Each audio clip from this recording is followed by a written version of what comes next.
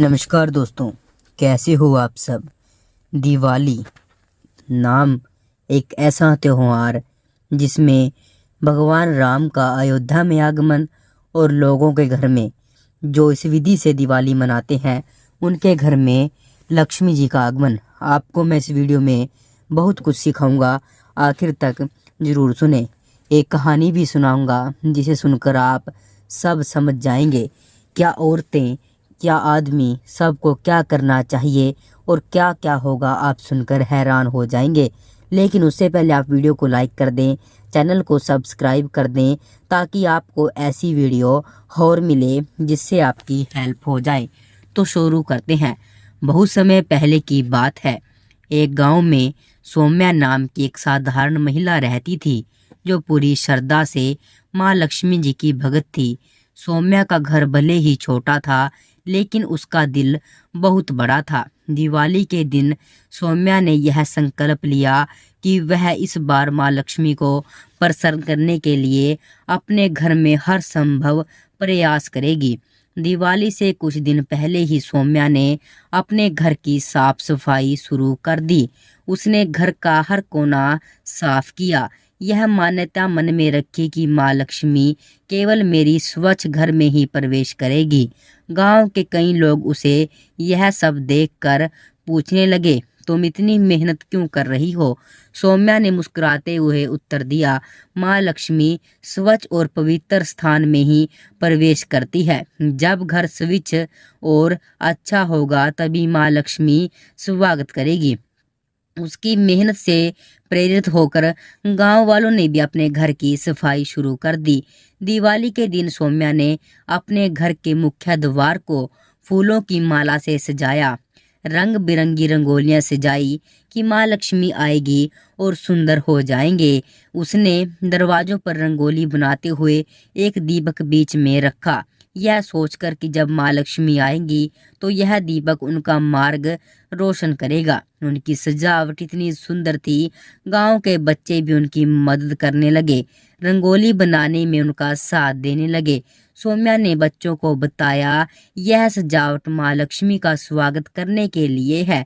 यह हमें उनके स्वागत के लिए अपने मन और आत्मा को स्वच्छ और सुंदर बनाने का संकेत देती है। रात होते ही सौम्या ने घर के चारों ओर आंगन के दीवे जलाए। वह जानती थी दियों का प्रकाश माँ लक्ष्मी को आकर्षित करता है, उनके आगमन का प्रतीक होता है।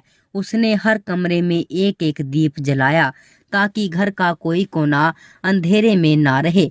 सौम्या के घर में पहला प्रकाश पूरे गांव में एक विशेष आभा उत्पन्न कर रहा था। गांव के लोग यह देखकर उसके घर की ओर खींचे चले आ रहे थे। दीपों के घर को जगमगाते सौम्या ने लक्ष्मी गणेश की पूजा का आयोजन किया।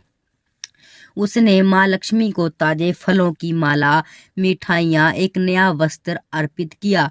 पूजा के दौरान सौम्या ने माँ के दर्शन और प्रार्थना की और कहा, एह माँ लक्ष्मी, कृपा हमारे घर में अपने आशीर्वाद की वर्षा करे ताकि हम सदा सुख और समृद्धि में रहें। उनकी पूजा इतनी शुद्ध और सच्ची थी कि गांव के अन्य लोग भी उसमें शामिल हो गए। पूजा के बाद सौम्या ने सोचा कि माँ लक्ष्मी की सच्ची प्रसन्नता दूसरों के लिए कुछ करके ही प्राप्त होगी। तो दोस्तों, सौम्या ने उसने घर के आसपास में गरीब बच्चों को मिठाई बांटी, वृद्धाश्रम में दान किया। गांव के लोग उनकी उदारता को देखकर प्रेरित हो गए। रात को सोते समय सौम्या ने महसूस किया उसका घर जो एक समय के लिए साधारण था अब किसी महल के जैसा प्रतीत हो रहा है। तो दोस्तों, सबसे पहले तो हमें अपने घर की साफ सफाई करनी बहुत ज़रूरत है। जहाँ पर साफ सफाई होती है वहीं पर देवी देवताओं का आगमन होता है। जहाँ पर देवी देवता आ जाते हैं वहाँ पर ही लक्ष्मी जी आ जाते हैं। उससे बाद दिवाली के नाम से ही है दीपवाली, यानी कि दीपों का जलाना बहुत ज़रूरी है। आजकल का रिवाज हो गया है मोमबत्तियां जलाना, लेकिन ये अच्छी बात नहीं है। जहाँ पर हवा भी प्रदूषित होती है वहाँ कोई अच्छी रूह नहीं आती।